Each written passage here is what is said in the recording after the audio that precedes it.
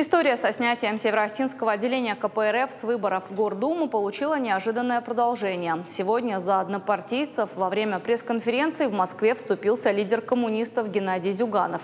Он потребовал от руководства республики вмешаться в ситуацию и восстановить партийные позиции на муниципальных выборах. Напомним, в понедельник КПРФ сняли с выборов в Гордуму. Иск в суд подали коммунисты России. Они пожаловались на нарушения в процедуре формирования списков. Суд претензий удовлетворил. Геннадий Зюганов назвал судебную систему колотушкой. Также заявил, что партия не согласится с возникшей ситуацией и потребовал от главы региона немедленно восстановить список. Кроме того, позволил себе грубое выражение, назвав снятие партии с выборов идиотской страницей. При этом в Северной Осетии высказывания лидера КПРФ уже комментируют эксперты, подчеркивают, что и сама тональность речи руководителя партии и аргументы не выдерживают никакой критики. Вызывает удивление и само содержание, и главное тональность заявления лидера Коммунистической партии Российской Федерации. Уважаемый господин Зюганов, вряд ли не понимает смысла идиотская политика руководства республики, вряд ли не понимает того, что судебный орган – это не колотушка, которой можно разбираться со всеми неугодными. И самое главное, товарищ Зюганов, наверное, должен понимать, что в Северной Осетии судебная власть осуществляется именем Российской Федерации.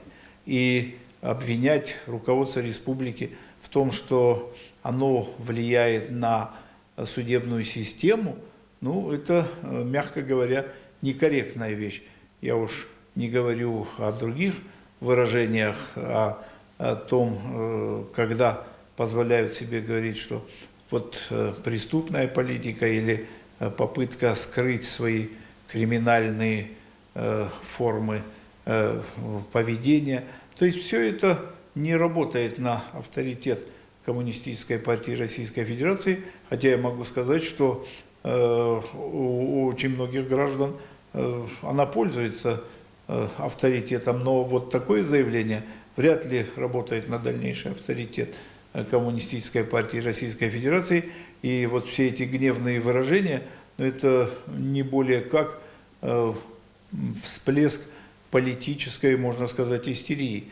И все возникшие вопросы надо решать в судебном порядке, а не делать скоропалительных заявлений и тем более призывать все субъекты Северного Кавказа поддержать эту позицию, которой, скажем, руководство Северной Осетии не имеет никакого отношения. Также на пресс-конференции выступил депутат Госдумы, заместитель председателя Центрального комитета КПРФ Дмитрий Новиков. Он сообщил журналистам, что в Северной Осетии действует закон, по которому земли можно распределять без аукциона. Также рассказал, что, по словам блогеров, под контролем главы региона находится 140 тысяч гектаров сельскохозяйственных земель. Упомянул о коррупционных схемах и политическом произволе. Это заявление прокомментировал пресс-секретарь главы Северной Осетии Теймур Аскалицев. Вызывают недоумение провокационные заявления господина Новикова в адрес руководства Северной Осетии. Жаль, что экспертами, формирующими его мнение, выступают некие блогеры. Дмитрий Новиков, возможно, не осведомлен о том, что в парламенте РСО Алания работает комиссия по противодействию коррупции, которую возглавляет член партии КПРФ Асламбек Гутнов. Хотелось бы увидеть активности данной комиссии в вопросах, связанных с республиканской землей. Кроме того, считаем важным напомнить, что суд – это самостоятельная ветвь власти. Вероятно, решение суда о снятии с выборов списка кандидатов от партии КПРФ связано с некачественной подготовкой документов и основано на действующем законодательстве Российской Федерации. Также абсурдный и противозаконный призыв о вмешательстве в деятельность Центральной избирательной комиссии республики. Комиссия в пределах своей компетенции независима от органов госвласти и органов местного самоуправления. Добавим, накануне лидер регионального отделения КПРФ Елена Князева на своей странице в Инстаграм назвала обвинения коммунистов России надуманным предлогом технического характера и заявила, что партия намерена опротестовать решение Советского суда в Верховном суде республики и добьется восстановления списка.